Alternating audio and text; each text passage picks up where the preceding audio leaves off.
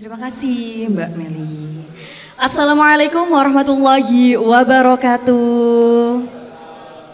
Selamat malam semuanya. Kok rasanya ada 1000 audiens yang hadir kali ini ya. Oke, disambut dulu salam saya dengan hangat. Saya akan salam lagi ya, dengan sangat-sangat energik tentunya ya. Assalamualaikum warahmatullahi wabarakatuh. Baik, tadi sudah diperkenalkan sama Mbak Meli, nama saya Novi yang akan memandu dalam acara Pengusaha 4.0 melek teknologi, koneksi, kolaborasi, dan bersinergi. Di sini sudah berada di samping saya selaku calon wakil wali kota Pasuruan, yakni Bapak Haji Muhammad Nawawi Eskom MM. Tepuk tangan dong. Iya. Untuk calon wali kotanya masih menyusul, jadi nanti kita bakal ya perjalanan ya Pak. Saya masih S1 Pak, lulusan juga Eskom juga Pak. Iya, iya nanti Bismillah dioin biar bisa S2 juga seperti Bapak. Oke, sebelum kita lanjut ke acara sharing section, saya akan menjelaskan sedikit apa sih acara di malam hari ini ya. Jadi di era digital yang semakin pesat ini, teknologi bukan lagi sekedar alat bantu tentunya, melainkan menjadi tulang punggung dalam berbagai aspek kehidupan, termasuk dunia bisnis. Untuk dapat bertahan dan berkembang, kita sebagai pengusaha dituntut untuk selalu melek teknologi. Namun, melek teknologi saja tidak cukup. Koneksi, kolaborasi, dan sinergi antar sesama pelaku usaha juga sangat penting untuk menciptakan ekosistem bisnis yang lebih kuat dan berdaya saing tentunya. Jadi nanti itu adalah prolog dari saya. Nanti bisa dikulik-kulik, ada Q&A session. Nanti bakal di sharing-sharing sama Bapak Wali Kota ya, Bapak Wakil Wali Kota tentunya. Nanti siapin aja pertanyaan-pertanyaan yang dari prolog dari saya gitu ya. Dan bakal ada sharing-sharing dari Bapak Wakil Wali Kota tentunya. Baik Bapak, kita bisa tek-tek, mohon maaf mic-nya ya. Ada yang bisa nih? Ya. Saya di sini tidak sendiri, saya akan didampingi oleh Bapak Ketum HIPMI dari Kota Pasuruan. Bapak yang di situ kayaknya saya ambilkan. Nih, Bapak yang ini ya. Ya, jadi ada 3 mic.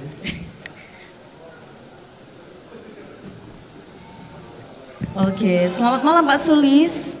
Selamat malam. Malam. Alhamdulillah bisa menghadirkan 1000 orang nih audiens ya. Alhamdulillah. Alhamdulillah. Nanti kita bahasanya ini aja ya, nyambung aja, pakai bahasa Jawa bisa, bahasa Indonesia juga bisa, pakai bahasa Gen Z juga bisa. Diskusinya santai kok Pak. Diskusinya santai, bener. Jangan tegang-tegang. Di sini bukan tempatnya untuk tegang-tegang. Bener, sambil minum, monggo Bapak diminum terlebih dahulu. Bisa Bapak, Ibu, Mbak ya, kakak-kakak bisa diminum dulu kalau lagi haus ya, biar tidak terdehidrasi. By the way, Pak Sulis, ini kenapa kok bisa terinspirasi dari acara kok ada nih pengusaha 4.0 gitu ya? Sebenarnya kita kan awam ya. Jadi sebenarnya kalau kita bicara teknologi sekarang sudah 6.0. Tapi 4.0 itu adalah hasil dari kita ngopi-ngopi. Kita kan setiap Senin itu kalau di HIPMI ada kegiatan rutin olahraga bareng. Olahraga bareng itu ada badminton di tempatnya Mbak Linda di SRV. Oh, yang tadi disponsorin ya, SRV ya. Center Sport. Oke, tepuk tangan. Bisa ke situ loh ya Bapak Ibu. Oke, lanjut. Ya. Jadi kita 4.0 itu bukan teknologinya, tapi mengenai 4 elemennya, dan elemen-elemen itu yang mendasari kalau kita itu sebenarnya butuh untuk berkolaborasi. Tapi tentunya di zaman teknologi kalau kita kolaborasi tanpa adanya melek teknologi ya sangat-sangat ketinggalan dengan yang lain lah bahasanya. Jadi kita itu sekarang itu udahlah tidak usah berkompetisi yang saling menghancurkan, tapi mari untuk berkolaborasi dan berkoneksi, kita cari jaringan yang efektif dan nanti kita bisa bersinergi. Gitu. Sesuai dengan tema ya Pak ya. Betul. Ya itu dari hasil kita ngobrol-ngobrol aja sih Mbak. Iya. Terus punya usulan, ayo kita ajak dialog paslon yuk, terus coba kita tanggapi. Ternyata saya pertama kali kemarin ketemu Pak Nawawi, ternyata Pak Nawawi sangat-sangat orang lapangan sekali. Tepuk tangannya dong. Jadi orang lapangan yang juga tahu teori. Wah, saya sangat excited sekali sih. Makanya, wah ini kalau Pak Nawawi ini sama untuk pengusaha muda cocok banget. Karena kita lihatlah gaya sudah milenial, sudah bisa menyesuaikan. Kita menyesuaikan sekali. Iya. Seperti 25 tahun lebih muda. Gak kelihatan loh Pak ya usianya ya. Iya. Masih muda sekali. Betul. Benar. Betul. Jadi Pak Nawawi sangat easy going sekali, tidak ada gap yang gimana-gimana. Padahal kita baru bertemu, kita bisa sharing pekerjaan. Saya juga diajak sharing mengenai UMKM logam, UMKM mebel. Itu sangat chemistry-nya sangat bisa dapat sekali, walaupun first time. Aduh. Ya. Akhirnya dapat relasi baru ya Pak ya. Ji, alhamdulillah. Iya, alhamdulillah. Relasinya di ini dong. Iya, tepuk tangan lagi, benar, boleh. Iya, Bapak bisa tektokan juga gak Pak? Kita ngobrol bareng aja, benar. Tadi Pak Sulih juga sudah menjelaskan nih kenapa kok ada acara di malam hari ini. Gimana sih tanggapannya dari Bapak Nawawi nih selaku calon wakil wali kota Pasuruan? Matur nuwun, Bro. Ya ketemu pengusaha muda. Oke, saya menyampaikan dulu ya. Iya, boleh Bapak. Slide-nya ada materinya tadi. Oh iya. Slide-nya bisa dibuka. Boleh. Kita ngalir aja ya teman-teman ya. Ngalir ya. Iya, ngalir aja. Kowe jare ini ngopi santai tapi kok tegang gitu. Iya, makanya Pak. Santai. Santai. Makanya aku ajak ngobrol Pak biar nggak terlalu tegang gitu. Iya. Terima kasih. Assalamualaikum warahmatullahi wabarakatuh. Waalaikumsalam. Selamat malam, salam sejahtera buat kita semua. Yang kami hormati Ketua HIPMI Kota Pasuruan, Mas Sulis Wibisono. Kaget saya. Kesan pertama ketemu beliau ternyata putranya dari tetangga sendiri, Bapak Pipi. Kami lahir di belakang sini. Ya, mungkin sebelum saya menyampaikan materi, aku tak cerita bolo ya. Ini aku bolo soal ini Dedi. Gue tegang gitu. Saya memang asli lahir dari wong cilik, orang sederhana. Jadi kami di belakang ini, kampung ini adalah kampung sing dijuluki peledokan karena ledok banget gitu. Kalau lihat dari sejarah Tanjung Tepikar, itu adalah pelabuhan Tempo dulu Kota Pasuruan di sana. Di belakang kampung sini ada patok-patoknya kapal-kapal besar gitu. Oh. Ya, Saya di belakang baru tahu, sini Pak. ya. Jadi zaman aku kecil dulu itu sungainya masih dalam, yo belajar renang, semacam-macam lah namanya wong kampung ya. Kebetulan bapak saya juga dua usaha kecil-kecilan mebel. Waktu itu cari adik Mbak Linda apa kakak ya? Kakaknya. Pak Nawawi kelahiran tahun berapa? Saya bilang, aku masuk Gen Z apa milenial gitu saya. Oh gitu Pak ya. Boleh masuk Gen Z, saya juga Gen Z Gen Pak. Z ya. Kalau Gen Z berarti aku perlu 25 tahun gitu ya. Cocok ya. Masih cocok sekali dengan fashionnya Bapak ya. Iya. Karena memang komunitas kita harus muda-muda ini ya. Bener Pak. Tapi yo gak iso digoroi, umur iku ya tetep ketok lah. Soalnya sithik akeh wis metuane gitu. Gak apa-apa ya. Yang penting semangatnya tetap muda Pak. Kalau yang di forum ini nanti bisa menyebutkan saya lahir tahun berapa, tak kasih uang bonus 100.000. Oh, mantap. Tapi timnya nggak boleh. Timnya pasti tahu Pak ya kan. Nggak boleh timnya dikecualikan. Ya. Saya cerita dulu. Iya boleh Pak. Jadi bapak saya mebel, jadi waktu itu saya juga masih kecil. Namanya mebel di sini juga mebel juga. Keluarga besar Linggi ini di tahun 80-an itu pegawai ini bapakku itu lebih dari 15 orang zaman dulu. mebel ya. Di Itu sini termasuk udah besar banget Pak ya, 15. ya mungkin tahun 80-an ya. Di sini terketnya dulu mesti kadang pakai punya keluarga besar ini ya. Ya berangkat dari situ memang aku ya apa ono gini. Hari ini saya juga nggak tahu kenapa saya harus berlabuh yang politik. Oh, ya nanti bisa diceritakan mungkin Pak ya. Karena diawali kakak saya Pak Aminur Rahman juga adalah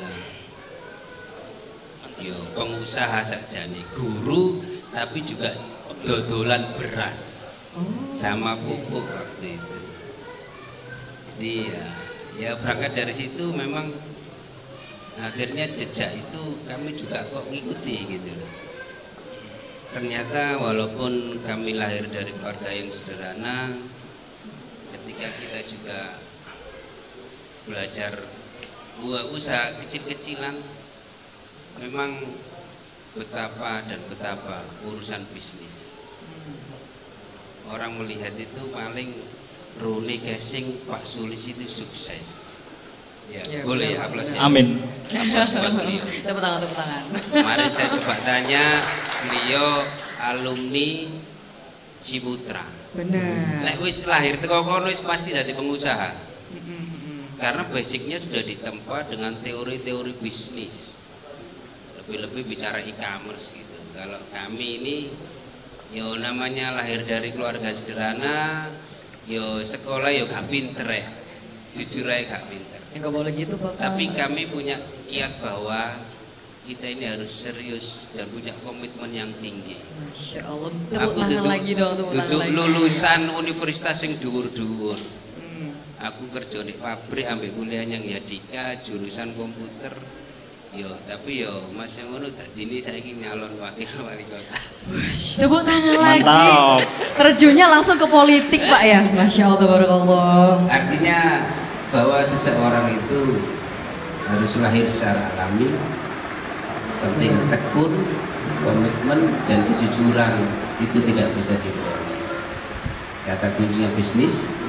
Kalau Anda berbisnis harus bisa jaga komitmen dan harus menjaga kepercayaan jika mendapatkan mitra.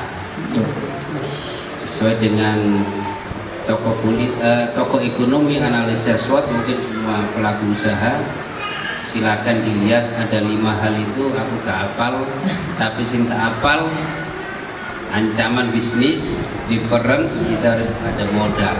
Ada yang 2 itu saya pikir tidak terlalu penting. Tapi bagi kami kiat orang bisnis kita ini harus difference. Anda mau beda dari sisi mana? Ya, lebih-lebih di poin 4.4. Jadi skripsi saya dulu juga tentang e-commerce gitu. Itu 2004 yang lalu saya sudah berpikir tentang e-commerce gitu. Ternyata 2024 aku sampai undang. Oh iya, ternyata juga terbukti e-commerce itu ternyata tidak bisa dihalau. Wow, ini bikin aplikasi gitu Pak? Nah, sempat saya juga punya bikin usaha di Malang waktu itu, belum membuminya Grab sama Gojek. Karena kita basicnya ya modalnya biasa-biasa, kita pasang bandwidth kecil, kita ada pasukan hanya 2 orang waktu itu. Kita punya pasukan menawarkan jejaring, buy online. Nah, itu sebagai bagian dari pengalaman perjalanan kami saja. Mungkin cita-cita itu mungkin kalau nanti kami ditakdir, saya akan mencoba anugerah Mats. Kira-kira anugerah Mats. Mantap. Wush, mantap, tepuk tangan dong. Sangat-sangat inovatif. Ini inspirasi kami. Kita mencoba. Karena hari ini semua by aplikasi. Benar. Semua masyarakat sing dodolan, ya pasar bebas. Anda semua yang hadir di sini adalah berkesempatan. Tentu ini semua menjadi kiat-kiat orang usaha itu gak boleh cengeng. Betul. Ya, betul. Ya, benar, Pak. Lek urusan rugi wis padha ae. Saya pernah rugi, duit rekening orang dikeplang wong ya semari. Ya kan? Kita mencoba membuka usaha transportasi juga tantangan begitu. Kita mencoba digitalisasi. Tapi itu semua adalah bagian dari khasanah pengetahuan dan pengalaman. Betul. Proses ya, Pak. Proses. Jadi kata kuncinya harus punya komitmen kalau mau bisnis di berwirausaha lah. Kira-kira itu. Gak boleh ada mental tempe dan tahu, Pak ya. Ya. Yang digeprek langsung hancur gitu ya. Lebih-lebih di era digitalisasi. You mau bicara yang dari sisi kanan, dari sisi kiri, pasti akan dihantam sama raksasanya. Contohnya kami adalah anak bangsa yang tidak punya modal, kronono gram ambil Gojek mati kon gue, nggak berdaya gitu. Betul. Tapi tentu itu karena dulu kami adalah wong biasa. Jikalau nanti kami hadir menjadi wakil wali kota bersama Mas Adi, tentu saya akan bicara dari sisi kebijakan pemerintah daerah. Artinya kami juga lagi, ya nanti silakan dibaca itu secara teori saja, nanti bisa dibagikan. Tapi fokus kami nanti kami bicara dari sisi pemerintah daerah. Kerja politik, produk politik, kebijakan politik, bagaimana mampu memberikan warna, memberikan ruang bagi kaula muda yang ada di Kota Pasuruan. Ini penting. Akhirnya dikasih wadah Pak ya dari Ya, pemerintah. itu HIPMI, ya ini menjadi sebuah organisasi yang sudah dibentuk ya sampai tingkat pusat. Tapi pesan saya, Anda berorganisasi itu yang jauh lebih penting seberapa besar manfaat Anda bergabung dalam HIPMI. Tidak, mohon maaf, hanya bergabung, hanya ada nama, itu kan sayang gitu. Ketika Anda punya niat, seberapa besar seorang sulis mampu mengkonsolidasi semua pengurusnya, bisa membangun soliditas, kemudian berkolaborasi dari semua yang hadir di sini, itu akan mampu melahirkan pelaku ekonomi baru. Legacy ya, Pak. Iya. Yes. Harus bisa berdampak Pak ya. Nah, kalau nanti dari sisi kebijakan pemerintah daerah, tentu mungkin kami sama Mas Adi akan mencoba. Anugerah Mart ini kira-kira iso ndak jadi bapak angkati kira-kira lah Ditantang kan? nih Pak ditantang nih Pak. Siap kolaborasi. Iya kan, karena memang hari ini digitalisasi yang ada. Betul. Saya harus berdandan umur 25 katanya Mas Adi. benar. Ya, selamat datang, ini pasangan kami Mas Adi Wibowo calon wali kota. Ya, berikutnya nanti biar dari sisi kebijakan pemerintah daerah biar dipertajam beliau. Saya hanya mengisi dari sisi seberapa besar yang hadir di sini bermanfaat buat Kota Pasuruan. Tentu ini butuh semangat dan frekuensi yang sama. Hari ini MISS anggaplah ya bagian dari UMKM yang sudah jalan. Tentu di dalam perjalanan MISS itu juga banyak produk yang sebenarnya jikalau diberikan ruang sama beliau ya sebagai bagian dari kolaborasi, tentu itu bisa bagian dari pembelajaran agar membangun komitmen rasa memiliki terhadap organisasi itu. Karena dari situlah Anda akan sama-sama tumbuh rasa memiliki ya, agar ya yang hadir ini akan menjadi ya pelaku-pelaku usaha yang baru di Kota Pasuruan. Tentu sebenarnya kalau kita ini bermain di dunia maya, pasarnya bebas loh. Kalau dari pemerintah daerah nanti tentu regulasinya. Tadi saya ngomong ke depan mungkin kita perlu buat anugerah MAN menjawab kebutuhan Gen Z ini ya. Karena dari Gen Z itu tuku barang lewat HP kabeh. Benar Pak. Iya kan? Iya. Betul. Sehingga nasibnya pasar tradisional ya rada sambatan bolo itu kira-kira. Ya tentu ini tantangan, potensi dan ada peluang. tapi tergantung panjenengan semua. Jadi narasinya seorang pengusaha itu oleh bahasa nggak usah dur-dur, ndek-ndek anai, tapi ada dampaknya gitu. Karena tentu kalau yang sudah bicara korporasi besar yang nasional, tentu sistem manajemennya sudah terukur, ini pirantinya semuanya itu kan tentu itu high cost, ya kan? Tapi kalau pendekatannya dari teman-teman yang ada ini adalah bagian dari IKM atau UMKM, ya tentu ya ini kan ya sama-sama ibaratnya startup lah. Kalau Pak Sulis ini ibaratnya core bisnisnya sudah banyak, ya nanti pulang dari sini bisik-bisik lah, aku bagian suplai kecap, bagian suplai sambel ya, kira-kira monggo Pak. Akhirnya bangun relasi ya tergantung teman-teman ini. Betul. Itu adalah semangatnya, adalah semangat wujud kolaborasi. Seorang Mas Sulis sebagai ketua HIPMI aja, jadi nanti itu akan terlatih. Anda tidak akan ada batas sama Mas Sulis.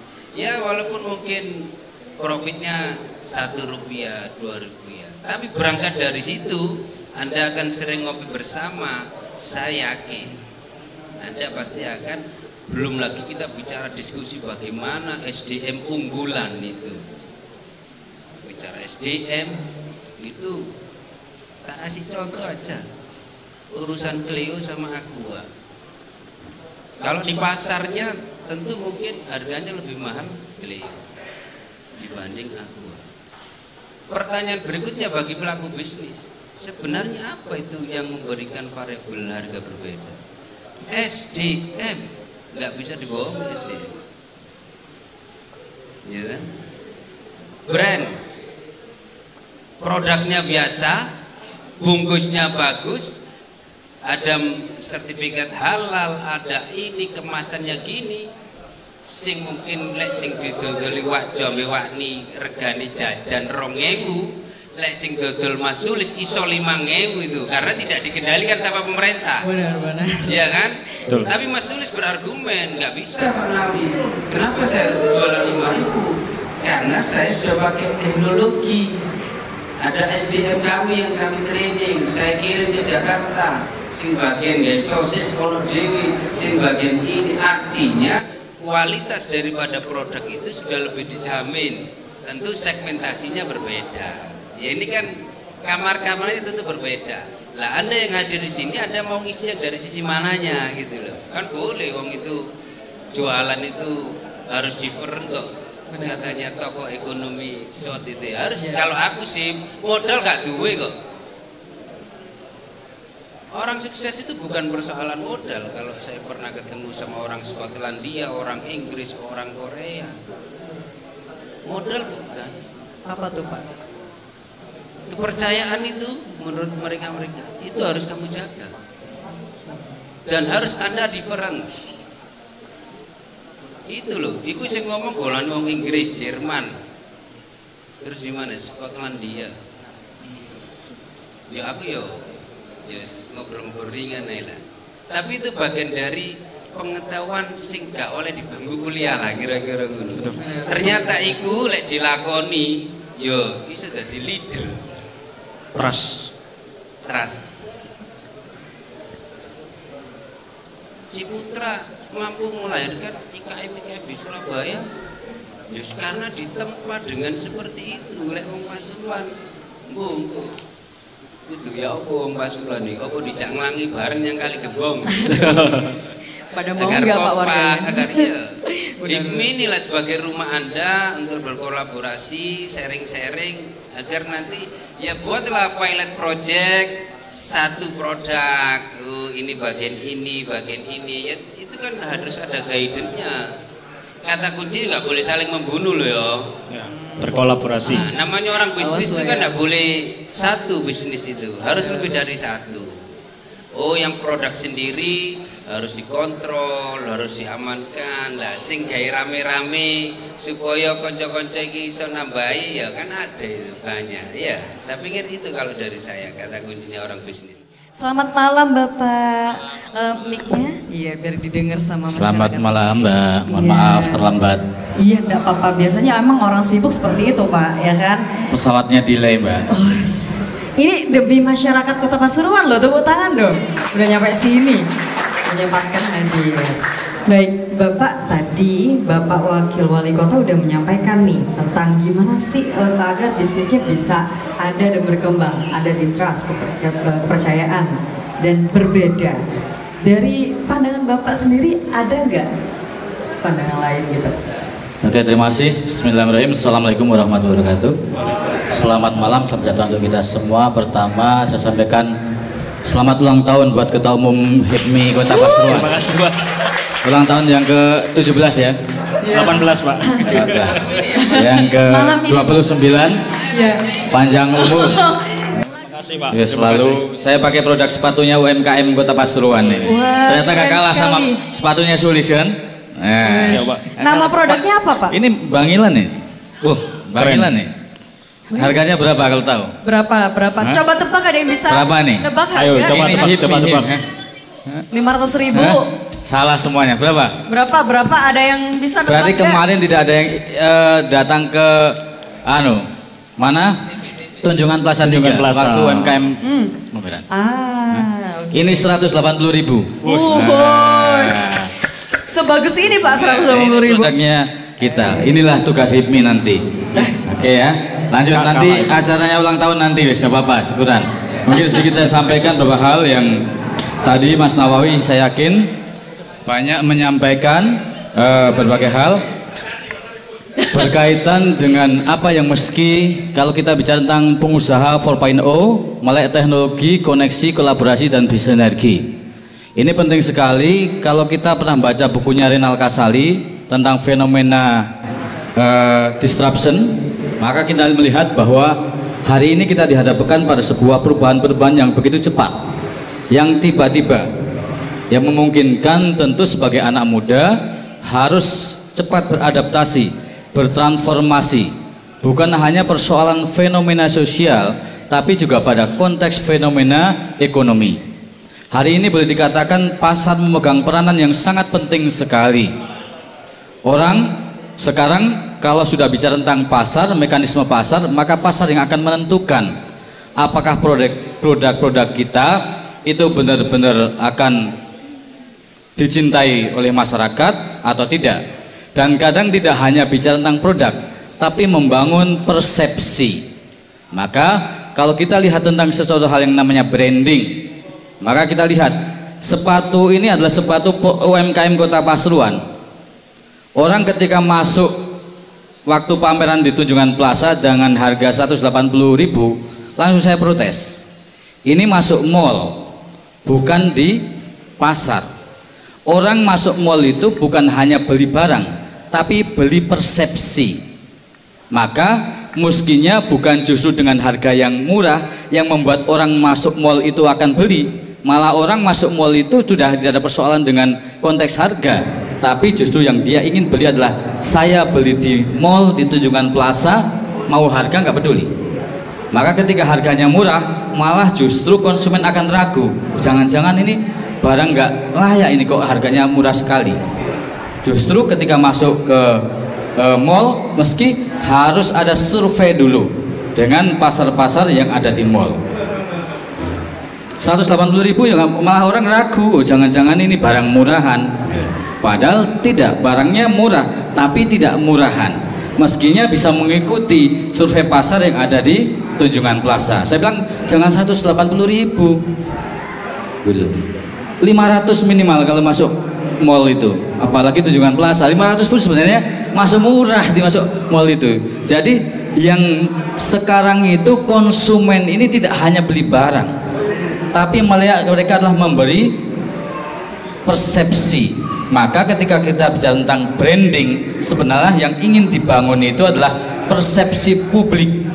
Sehingga kadang kalau disandingkan, mungkin ini hasilnya ini dengan merek yang lain mungkin lebih baik ini, tapi brandingnya itu sudah kalah, sehingga orang merasa lebih punya percayaan diri dengan sesuatu yang branding. Nah, kalau branding semua satu badan itu bisa 20 juta lagu jalan itu kan. Kalau ini 180.000, ini 100.000, kaosnya 50.000, ininya apanya ini cuman 150.000, ternyata jalan nggak ada 15.000. Cincinnya 200.000. Bisa ya kan? Jadi jalan dengan harga yang murah, tapi tidak murahan. Nah, ini yang penting sekali pada konteks hari ini kalau bicara tentang pengusaha 4.0, apalagi teman-teman HIPMI. Kawan-kawan semua yang saya hormati, saya senang sekali bisa bertemu dengan teman-teman yang ini sebenarnya yang akan memegang bagaimana ketika bicara Indonesia Emas di tahun 2045. Apa yang perspektif yang hari ini kita bangun ketika kita bicara tentang Indonesia Emas di tahun 2045, dan di tahun 2030 kita akan mendapatkan bonus demografi. Hari ini lonjakan penduduk kita boleh kita katakan usia produktif kita itu sudah melampaui 50%. Di kota Pasuruan saja ini usia produktif kita sudah di atas 60%. Artinya kalau kita melihat fenomena menarik pada teori tentang fenomena disruption, ada sebuah perubahan yang tiba-tiba dan hari ini terjadi semua sektor, baik itu di ekonomi, sosial, budaya, bahkan di politik, yang kalau kita anak-anak muda tidak mampu segera beradaptasi dengan perubahan-perubahan yang begitu cepat, maka kita akan ditinggalkan oleh zaman. Maka menjadi tantangan kita kalau kita bicara tentang 4.0, bahkan sekarang sudah 5.0, itu adalah bagaimana meletakkan dasar itu pada kemajuan teknologi. Hari ini kita sadar tidak bahwa teknologi dimulai dari teorinya dulu tentang revolusi industri itu satu sisi lebih meninggalkan dari konteks kemanusiaan kita. Maka di negara-negara berkembang, di negara dunia ketiga, banyak kita kelihatan bahwa bangsa-bangsa negara dunia ketiga cukup tertatih-tatih dengan kemajuan teknologi informasi dan komunikasi. Maka menjadi hari ini yang paling penting bagi kita adalah shifting apa sebenarnya yang menjadi isu-isu strategis pada hal yang mengangkut sejarah masa depan. Bukan lagi bicara tentang sejarah masa lalu, tapi bicara tentang sejarah masa depan. Anak-anak muda mereka adalah pelaku-pelaku sejarah masa depan yang akan merumuskan bagaimana roadmap blueprint Indonesia di tahun 2045. Maka kalau tadi sudah banyak disampaikan secara mikro apa yang mesti dilakukan oleh generasi muda untuk membangun konteks koneksi, kolaborasi dan sinergi. Kata kunci yang hari ini sering digarisbawahi adalah kolaborasi. Kalau dulu itu adalah kompetisi, semua orang berkompetisi, melakukan kompetisi, mencari kompetitor untuk membangun semangat dan bahkan saling meniadakan karena semangat kompetisi yang cukup tinggi. Tapi di era-era disruption justru bagaimana membangun kolaborasi. Dan ini kalau kita lihat negara-negara yang mampu membangun kolaborasi ini terjadi sebuah akselerasi yang luar biasa. Hari ini boleh dikatakan yang merajai dunia itu bukan negara barat, bukan Amerika, kiblatnya bukan di barat, sekarang kiblatnya justru di timur, di China. Karena apa? China betul-betul siap untuk membangun kolaborasi, mulai dari sektor realnya, sektor mikronya, sehingga kita lihat produk-produk China, apalagi kebijakan China itu adalah mereka meniru itu dibolehkan. Di Indonesia kan tidak, di sana meniru itu dibolehkan. Maka kita lihat banyak produk-produk iPhone, ada Apple, di sana ada Oppo. Kadang bahkan hasil tiruannya bisa melebihi apa yang ditiru. Nah, ini bisa kita lihat bagaimana perubahan-perubahan di China. Bahkan sekarang negara mana yang tidak kebanjiran produk-produk China? Mereka yang di sektor-sektor industri kuat pun kemasukan. Saya pernah 2020 itu masuk di kandangnya BMW, produk BMW semuanya Jerman. Begitu saya beli oleh-oleh miniatur kendaraan BMW, oh saya pikir wah keren nih oleh-oleh miniatur mobil-mobil BMW dari Jerman, wah ini otentik nih, orisinil. Nggak kita buka, begitu nyampe di Indonesia kita buka made in China. Bayangin, Jerman kandangnya BMW membuat miniatur mainan itu adalah made in China. Kalau hari ini kita juga umroh atau haji dan datang ke Mekah atau Madinah dan beli oleh-oleh dari semua perlengkapan bahkan sajadah dan sebagainya, pasti juga di situ banyak produk China. Apa yang bisa kita ambil dari konteks ini ketika kita bicara tentang konteks kolaborasi, bahwa hari ini memang mindsetnya adalah membangun kolaborasi. Maka para pengusaha, kalau kita belajar dari China, mereka bersama-sama membangun kolaborasi. Mereka sudah selesai pada pemetaan masalah apa yang sebenarnya menjadi persoalan di sektor UMKM misalnya, di sektor IKM. Apa sih sebenarnya yang menjadi kebutuhan pasar hari ini? Dan yang paling kita bisa lihat, China itu bisa menekan biaya produksi seminimal mungkin, sehingga ketika bersaing di pasar itu mereka harganya begitu sangat murah. Padahal Indonesia itu dalam sektor ekonomi sudah melakukan pendekatan dengan politik dumping. Kalau di dalam negeri justru dijual mahal, di luar dijual murah untuk mengeruk devisa. Tapi ternyata masih kalah dengan persoalan-persoalan yang ada dengan pendekatan-pendekatan Cina. Nah, hari ini tantangan kita apa? Kalau kita melihat isu-isu strategis, kita nusuk kepada persoalan yang lebih mikro pada sektor ekonomi. Saya petakan ada beberapa hal, tapi yang mungkin menyangkut apa yang mesti kita bisa perankan. Anak-anak muda HIPMI, Himpunan Pengusaha Muda Indonesia. Ini tentu ada yang sudah benar-benar menjadi pengusaha, ada yang masih berproses untuk berusaha menjadi pengusaha.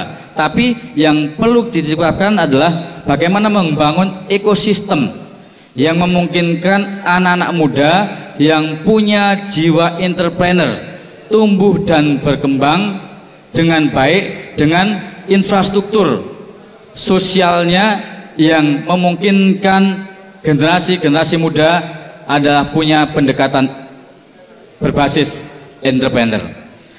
Tantangan kita di tahun 2025-2030 di Kota Pasuruan. Nah, ini kalau kita bisa kolaborasi dengan pemerintah, apa yang mesti kita bisa lakukan ke depan? Karena tidak bisa dipungkiri, China, Jepang itu sudah mendahului Indonesia dalam konteks investasi. Investasi yang dimaksud bukan investasi ekonomi, tapi investasi sumber daya manusia, human resource investment, investasi sumber daya manusia.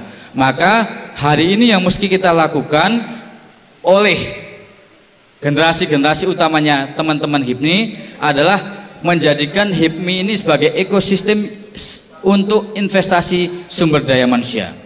Dan boleh dikatakan hari ini banyak pemimpin-pemimpin nasional, bahkan pemimpin-pemimpin daerah yang mereka adalah output dari proses interaksi yang ada di HIPMI. Kita punya banyak menteri-menteri itu yang notabene adalah jebolan dari HIPMI. Apa yang hari ini menjadi problem serius yang mesti kita harus bisa memetakan? Problem ini bukan justru menjadi beban, tapi menjadi tantangan yang mesti dirumuskan sehingga kita siapkan mitigasinya. Yang pertama adalah persoalan kualitas pendidikan dan kesehatan kita yang belum merata. Kalau bicara tentang pendidikan, sekarang sudah ada pendidikan gratis 9 tahun. Tapi apakah menyelesaikan persoalan pendidikan? Tidak. Ternyata pendidikan bukan hanya persoalan biaya sekolah, tapi juga terpenuhinya infrastruktur pendidikan itu sendiri, baik itu fisik dan juga infrastruktur sosialnya. Sehingga muncul ketika dulu bicara tentang kesejahteraan guru yang mengalami juga proses dinamika. Kalau dulu namanya guru itu benar-benar menjadi Umar Bakri. Hari ini boleh dikatakan sudah tidak ada istilah guru Umar Bakri. Tapi tingkat kesejahteraan itu mengalami peningkatan. Dulu namanya orang mau makan itu benar-benar susah. Hari ini sebenarnya kalau ukurannya itu makan, sebenarnya Indonesia itu sudah sejahtera. Tapi ukurannya bukan hanya makan sekarang. Karena hari ini rekreasi itu juga sudah masuk menjadi kebutuhan. Kalau orang yang tiap minggu tidak ikut rekreasi dianggap belum sejahtera. Tetangganya keluar kota masih di rumah saja, oh belum sejahtera ini, masih cukup buat makan. Inilah yang disebut memang ada konteks. Yang kedua adalah konteks kesehatan. Di Kota Pasuruan kalau bicara tentang covering kesehatan, universal health coverage, kita sudah 100% UHSI. Yang kedua adalah pengembangan infrastruktur penunjang ekonomi strategis. Kita bersyukur boleh dikatakan pasca COVID-19 di Kota Pasuruan iklim investasi kita tumbuh cukup positif. Itu ditandai dengan bagaimana investasi-investasi utamanya di sektor kuliner yang begitu bergairah. Muncul ini mie SS. Ini bagaimanapun hari ini menunjukkan ini salah satu indikator bahwa iklim investasi kita cukup tumbuh. Di sepanjang jalan Diponegoro kita lihat banyak sekali tumbuh toko-toko baru. Muncul beberapa yang memang lebih kalau di Kota Pasuruan yang terdepan adalah sektor jasa dan perdagangan, utamanya pada sektor kuliner. Tapi hari ini juga sudah mulai ada muncul sektor-sektor industri yang padat karya yang itu menyerap tenaga kerja. Harapannya sektor-sektor seperti ini yang sektor menyerap tenaga kerja yang banyak, yang padat karya ini yang tumbuh sehingga bisa mengatasi persoalan tingkat pengangguran terbuka kita. Hari ini problem serius kita soal pengangguran juga bukan karena mereka tidak terdidik. Mulai muncul shifting baru.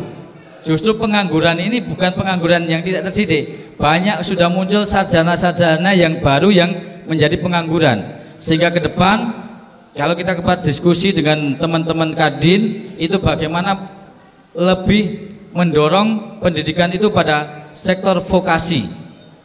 Penguatan skill pada sekolah-sekolah yang berbasis sekolah kejuruan sehingga siap untuk menyerap tenaga kerja terutama di sektor-sektor industri ataupun sektor-sektor yang berbasis sektor formal.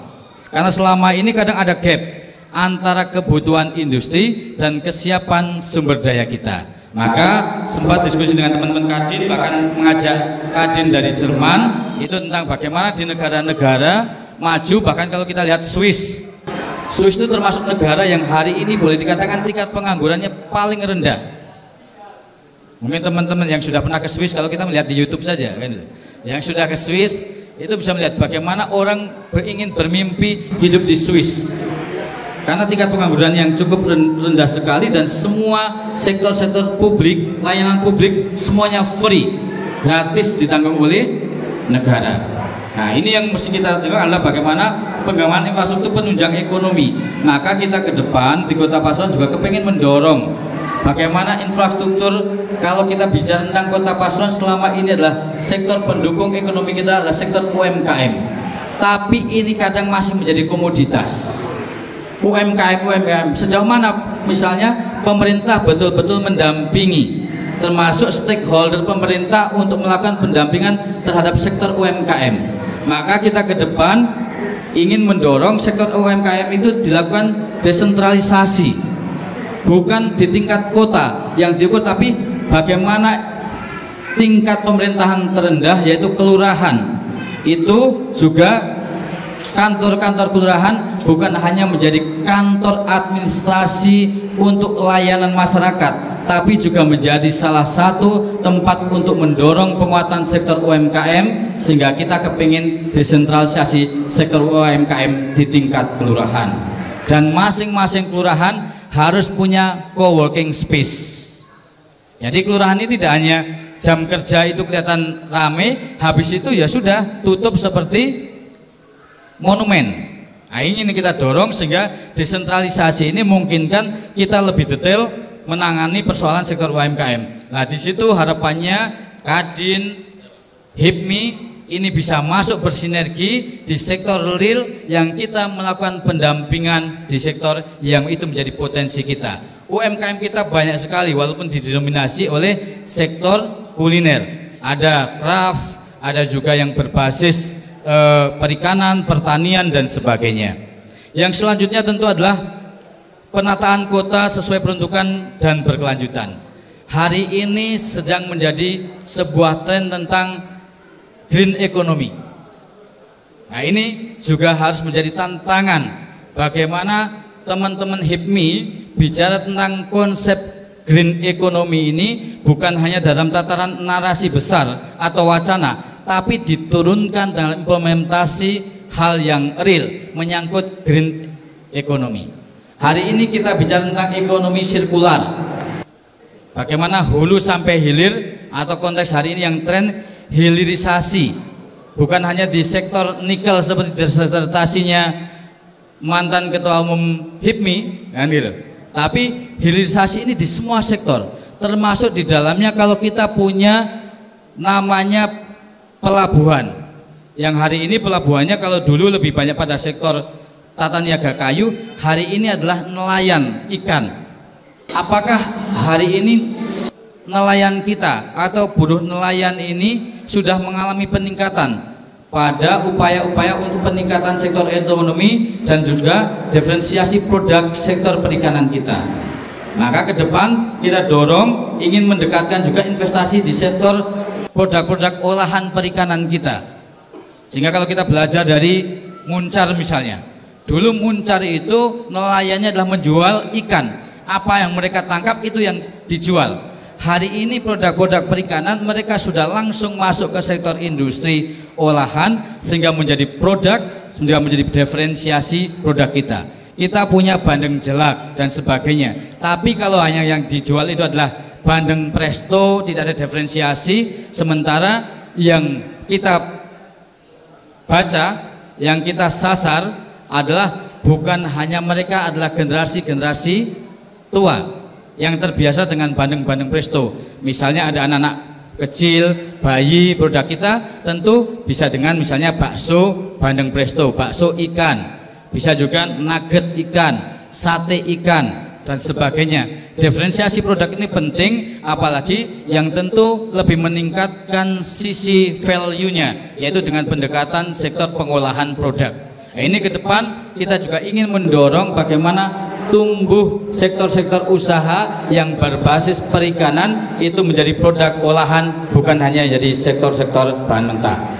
Selanjutnya tentu adalah peningkatan investasi yang efektif dengan penyerapan tenaga kerja. Tadi sempat saya singgung berkaitan dengan itu, karena itu penting sekali. Kita bicara tentang konteks stunting. Walaupun stunting itu tidak otomatis mereka adalah yang miskin otomatis stunting, tapi kalau kita lihat data statistik ini sangat beririsan. Kantong-kantong stunting itu beririsan dengan kantong-kantong kemiskinan. Kantong-kantong kemiskinan ini beririsan dengan kantong-kantong pengangguran. Maka ketika ada investasi yang itu menyerap tenaga kerja yang padat karya, maka ini akan menyelesaikan persoalan yang pertama adalah tingkat pengangguran terbuka kita, yang berdampak pada penurunan kemiskinan, yang itu juga akan memberikan dampak positif pada stunting kita. Dan alhamdulillah kalau kita lihat di tahun 2023 kemarin, stunting kita menurun, kemiskinan ekstrim kita menurun, sehingga Kota Pasuruan mendapat insentif fiskal tematik sebesar 11,7 miliar itu karena penurunan stunting kita. Target kita di tahun 2024 ini stunting kita turun drastis.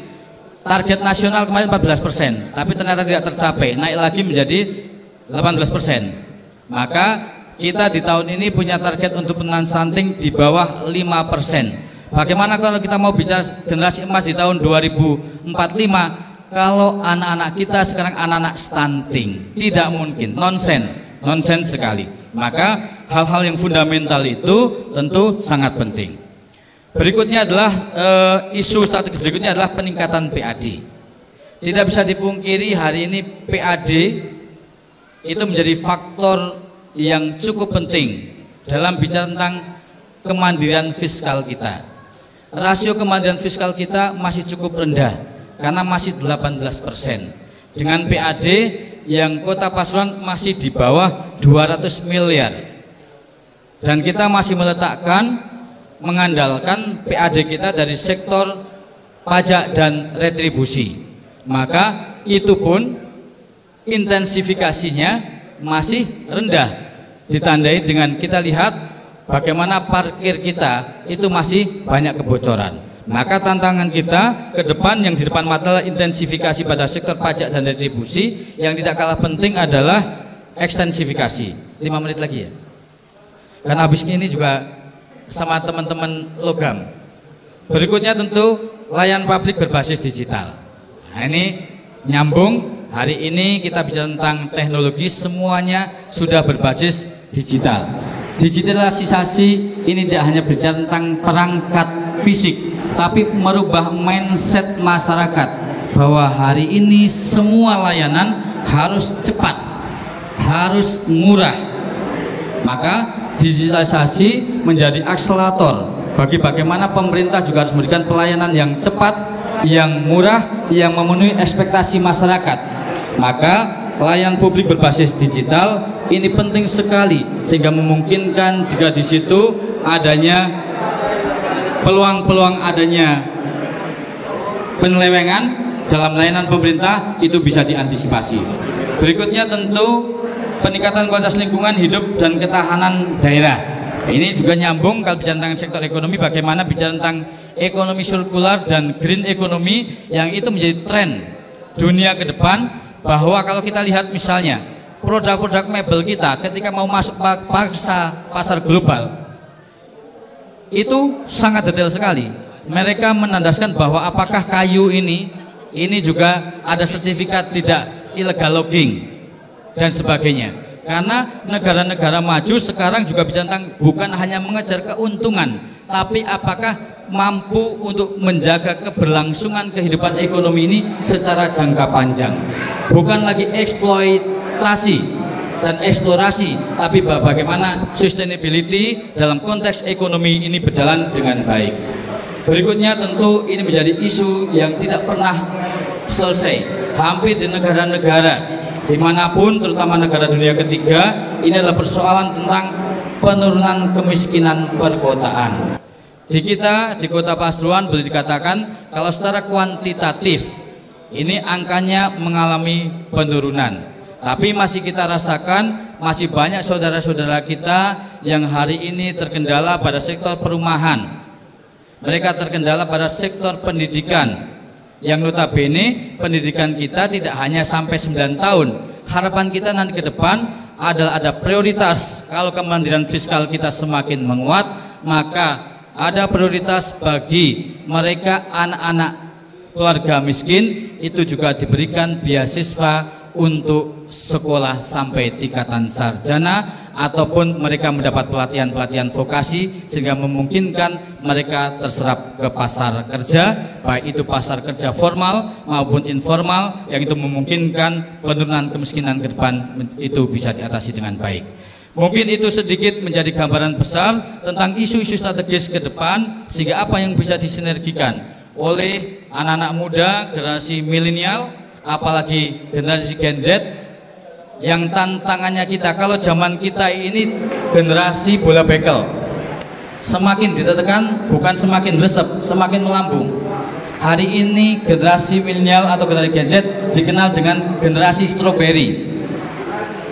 Kalau dipencet remes. Maka banyak fenomena, baca beberapa headline media kemarin yang perusahaan besar hari ini mempertimbangkan kembali untuk menerima generasi milenial dan Gen Z, karena begitu ada tekanan itu mereka kepengen keluar dari zona itu. Banyak di pemerintahan, di kementerian, di perusahaan-perusahaan besar itu generasi Gen Z begitu ada tekanan mereka bilang, oh ini lingkungan toksit ini, maka saya harus keluar. Ada situasi yang membuat kerja itu agak ada tekanan, wah ini butuh healing nih. Nah, ini ada faktor fenomena. fenomena yang meski kita hadapi, bukan menyalahkan sebuah ini, tapi ini fenomena sehingga kita harus merumuskan strategi dan mitigasinya untuk menghadapi fenomena tentang generasi stroberi ini. Karena mereka lah yang akan nanti memegang peran penting pada bonus demografi dan Indonesia Emas di tahun 2045. Maka untuk itu sekali lagi terima kasih. Tentu ini menjadi forum yang cukup bagus bagi kita untuk sharing dan membangun sinergi ke depan. Karena ketika menghadapi era disruption, maka banyak sesuatu hal yang begitu mengagetkan, perubahan-perubahan mengagetkan, sehingga HIPMI harapannya tidak kagetan, tidak kerumunan, tidak ada fenomena perubahan-perubahan yang begitu cepat. Karena dunia ini semakin kecil. Dunia ibarat global village, desa kecil yang semua fenomena di dunia itu begitu cepat juga bisa terjadi di lingkungan sekitar kita. Tantangannya, apakah kita siap menghadapi fenomena global village, fenomena disruption yang itu mau tidak mau kita akan menghadapi di sekitar kita. Untuk itu saya yakin dengan kita menyiapkan diri, sering mencoba mengeksplorasi perubahan-perubahan yang di lingkungan kita, itu memungkinkan kita terus untuk bisa membaca peluang dan hambatan di lingkungan kita.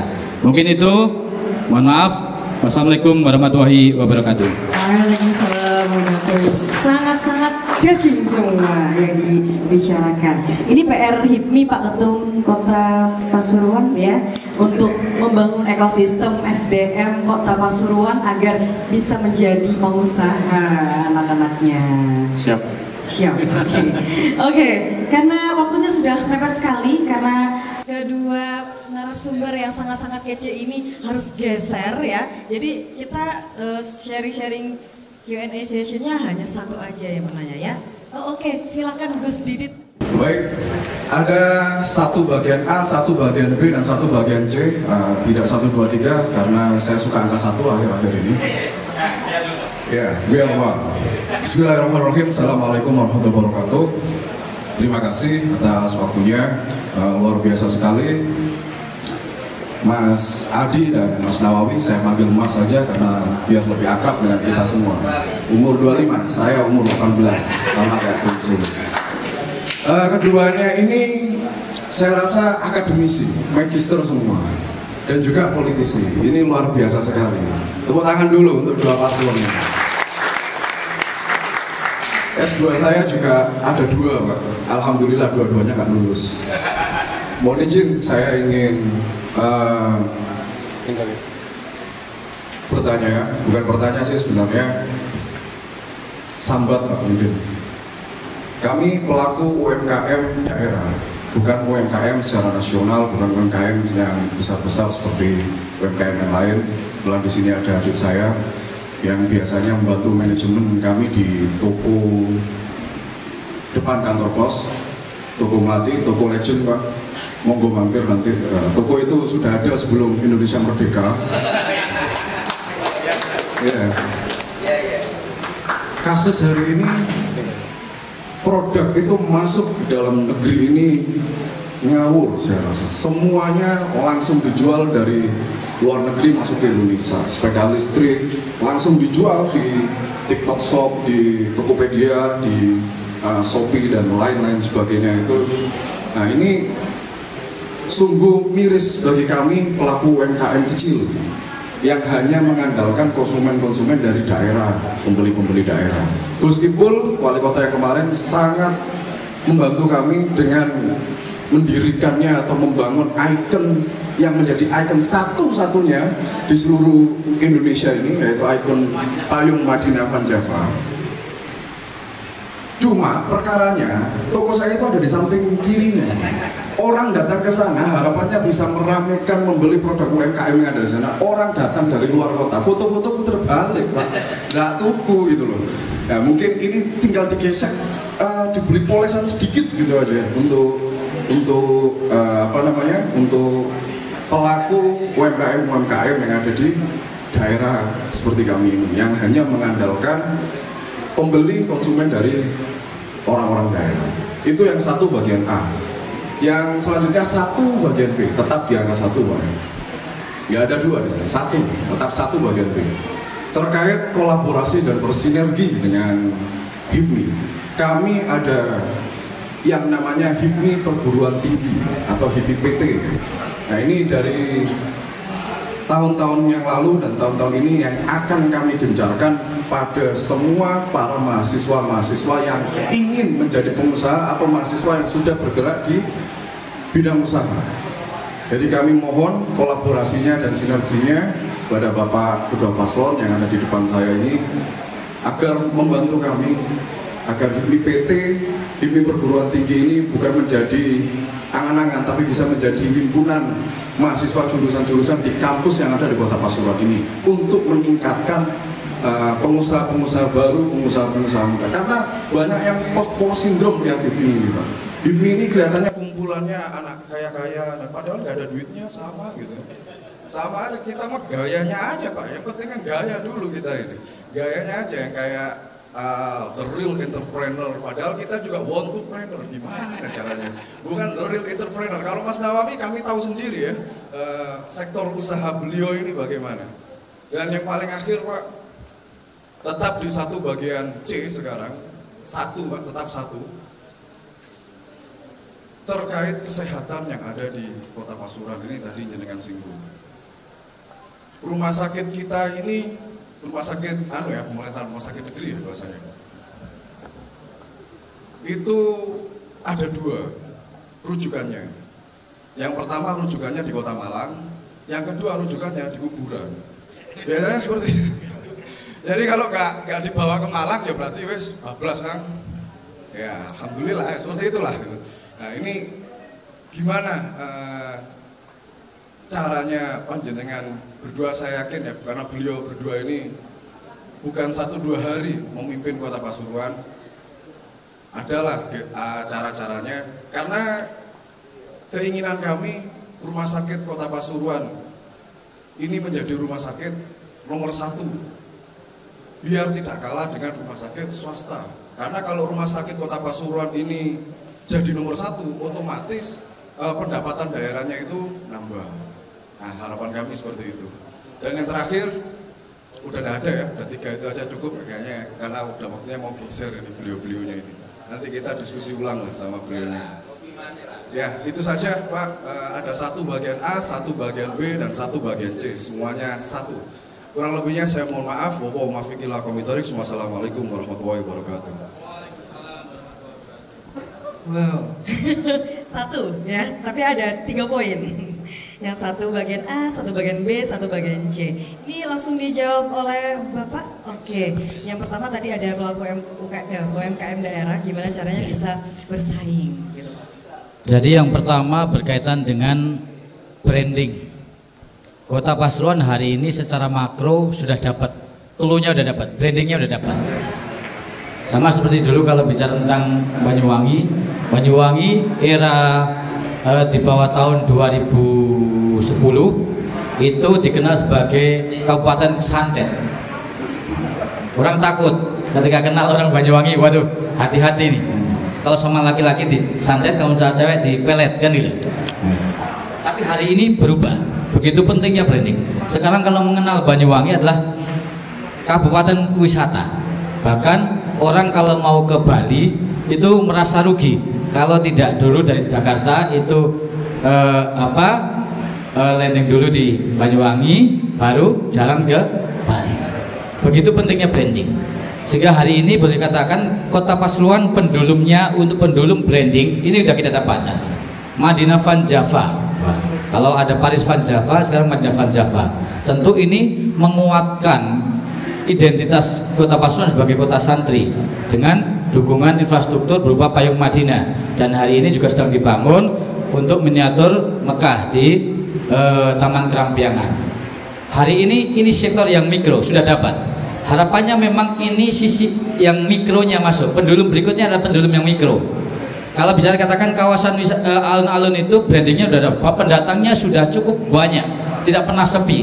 Tapi apakah sudah mengungkit sisi ekonomi?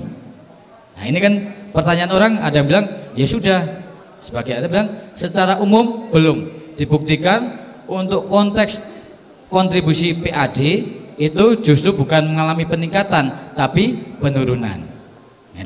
Maka yang mesti kita lakukan ke depan itu adalah pendulum, ibarat pendulum perjalanannya adalah bukan lagi pada brandingnya udah selesai. Kita bicara tentang sektor mikro, sektor yang substantif yang langsung berdampak kepada masyarakat. Nah, terutama tadi saya katakan, makanya kita ke depan kepingin mendorong bagaimana desentralisasi sektor UMKM, pemberdayaan UMKM di masing-masing kelurahan, sehingga masing-masing kelurahan itu punya branding masing-masing terkait produk-produk UMKM-nya.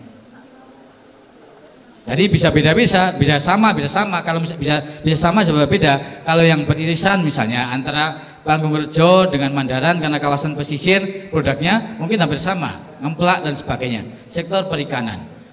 Tapi sektor misalnya Bukir, terus Landusari itu berbasis mebel. Maka ini yang mau kita dorong bahwa desentralisasi penguatan pada sektor yang mikro. Gitu. Karena kalau kita bicara tentang kontribusi pendapatan kita masih didominasi menang sektor jasa dan perdagangan. Ini nggak bisa dipungkiri. Ini pendapatan kita shifting yang paling tinggi adalah dari sektor itu. Makanya harapannya ke depan adalah kita yang makro karena sudah kita dapatkan, kita lebih bergerak pada sektor mikro, sektor usaha. Ya, kebetulan Mas Nawawi ini benar-benar pengusaha, entrepreneur. Nah, kalau saya ini social entrepreneur. Nah, dikenal teori social entrepreneur. Maka ini yang mau kita dorong, bagaimana penguatan di sektor UMKM bukan hanya menjadi sesuatu hal yang menjadi komoditas. Karena kalau kita mau jujur, selama masa pandemi itu muncul startup. Hari ini startup apakah masih eksis? Enggak, no. Tapi UMKM hari ini masih cukup eksis. Walaupun memang problemnya kadang UMKM ini masih ya hanya cukupi untuk kehidupan sendiri. Ya, mereka menghidupi keluarga, berbasis keluarga. Harapannya adalah berdampak sehingga bisa meningkatkan tingkat kesejahteraan. Tapi untuk kemandirian keluarga, UMKM hari ini sudah cukup boleh dikatakan sudah mandiri, tapi belum bicara tentang bagaimana menaikkan tingkat pendapatan mereka. Nah, ini yang mesti kita dorong. Tentu digitalisasi ini juga hari ini sedang menjadi perdebatan.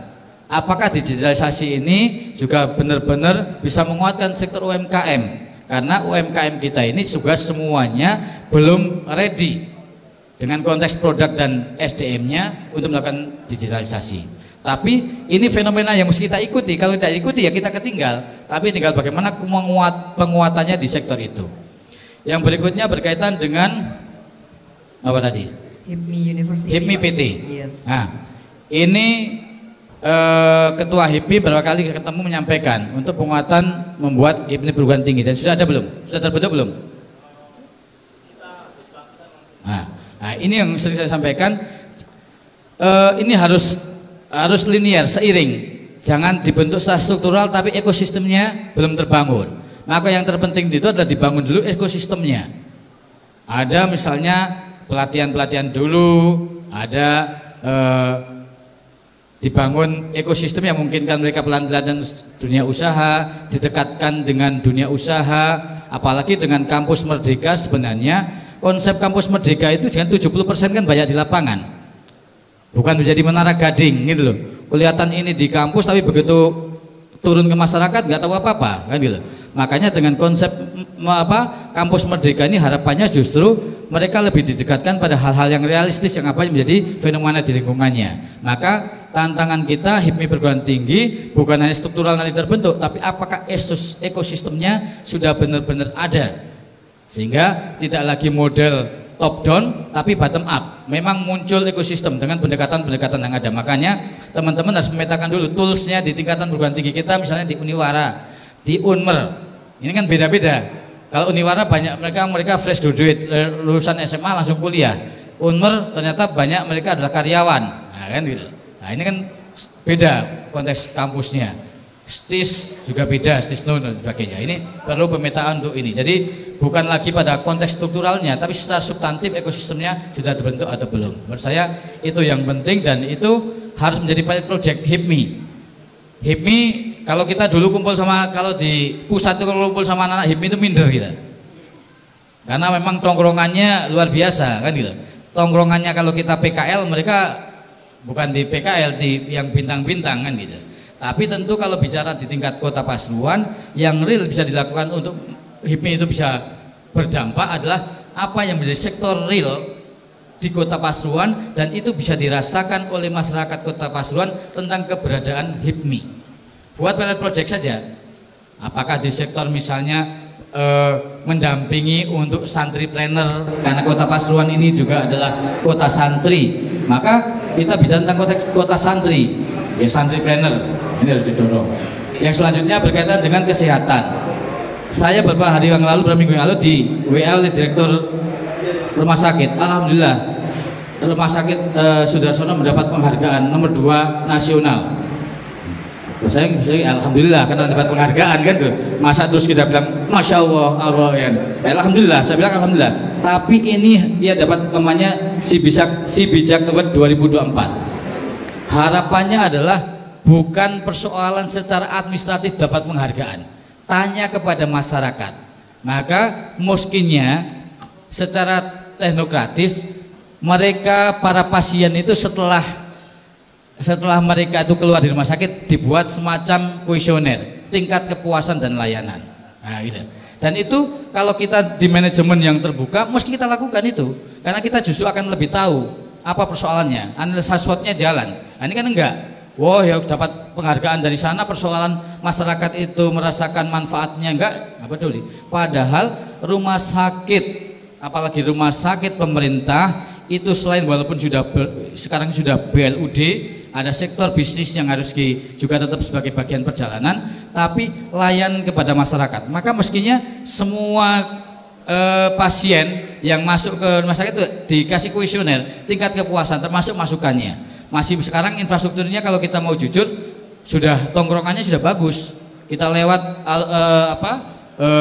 rumah sakit itu sudah kelihatan bagus, bahkan kebersihannya sudah bagus. Tinggal memang kualitas layanannya.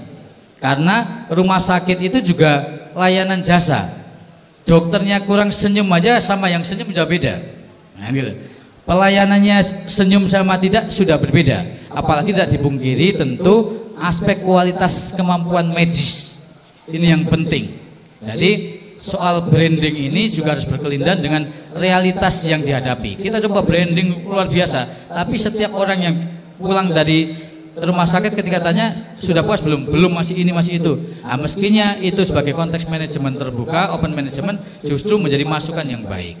Nah, ini PR kita, tidak bisa dipungkiri. Tadi saya sampaikan kebijakan pemerintah pada universal health coverage sudah cukup bagus. Tapi tantangan kita ke depan adalah bagaimana vaskes kita itu benar-benar siap sesuai dengan ekspektasi masyarakat. Karena masyarakat hari ini juga punya ekspektasi yang cukup tinggi, mudah membandingkan. Karena sudah tidak lagi gaptek apa yang terjadi. Itu di Grati bisa kok di sini enggak. Itu di Kota Probolinggo bisa kok di sini enggak. Apa sih bedanya bodoh-bodoh mangan segone, bodoh-bodoh mangan rawone ya, kan gitu. Nah, ini yang memang menjadi tantangan pemerintah hari ini. Maka pemerintah hari ini tidak bisa leha-leha, harus betul-betul adaptif, harus pasang mata dan telinga melihat apa yang menjadi fenomena. Karena kehadiran pemerintah itu benar-benar harus berdampak dan memberikan manfaat nyata bagi masyarakat. Jadi mungkin itu Gus Didit, saya yakin beliau ini sudah paham tentang kondisi di Kota Pasuruan. Harapannya sekarang masuk Kadin ya. Nah, masuk Kadin nanti tetap bisa membangun sinergi. Kemarin HIPMI juga belum dikenal di Kadin, kan gitu. Bahkan beberapa kali muscap belum disebut ketua Kadin. Nah, harapannya ini ke depan Kadin HIPMI ini bisa berkelindan, bersinergi. Syukur-syukur nanti juga teman-teman bisa membina untuk tingkatan sekolah menengah, baik itu yang sekolah kejuruan atau apa, untuk pendampingan di sektor entrepreneur. Ini yang mungkin kita sinergikan ke depan, dan tentu di program dinas nanti terutama Indak, terus Disnaker, Dinas Koperasi UMKM ini juga harus mendorong bagaimana itu menjadi salah satu hal yang penting, sehingga hal sektor-sektor mikro ini benar-benar menjadi sesuatu hal yang penguatan ekonomi masyarakat kita. Mungkin itu Gus, mohon maaf bukannya tidak kemungkinan diskusi. Kalau nanti masih ada ready di sini, pulang dari sana ke sini lagi nggak apa-apa. Kalau masih siap. Kalau sama ketua IP masih disiapkan kopi. Nah, itu saja. Terima kasih. Wassalamualaikum warahmatullahi wabarakatuh.